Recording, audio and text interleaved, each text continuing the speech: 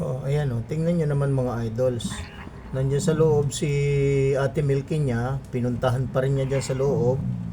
Natutulog. Oh, dyan niya hinaharot sa loob. Oh, ayan oh. Tingnan nyo yan oh. Kahit hirap na hirap sila. Dalawa sila dyan sa loob ng ano eh. Sa loob ng katre. Oh, ayan oh. Oh, si Ate Milky niya oh. Nandiyan sa loob oh. Oh, ayan oh. Kinukulit niya dyan. Galit na yung isa doon sa loob eh. Oh. Ayan, kinukulit niya dyan sa loob. Oh. Grabe kakulitan talaga ni Batik. Oh. Oh. Tingnan na naman niya yan dyan. Oh. Oh. Dyan sa loob. Oh. Kinukulit niya si Ate Milky niya. Nandyan sa loob ng katri. Nagpapahinga.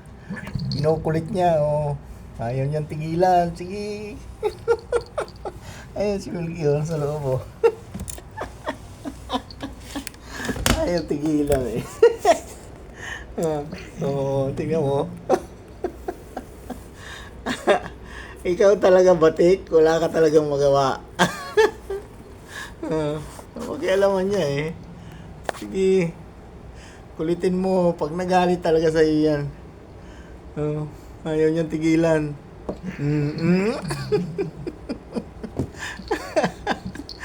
Grabe.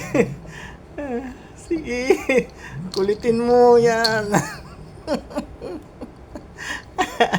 Napipi ko na yan.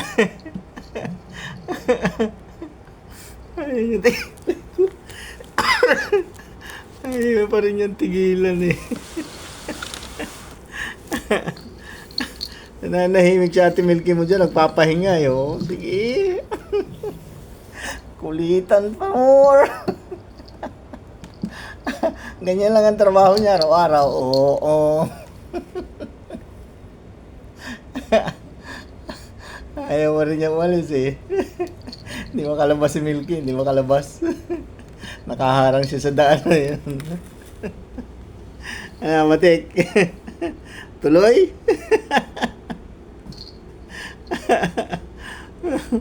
Ayaw huminto eh. Ako na lang ang hihinto. Kay full na yung memory ng ating cellphone dahil sa inyong dalawa.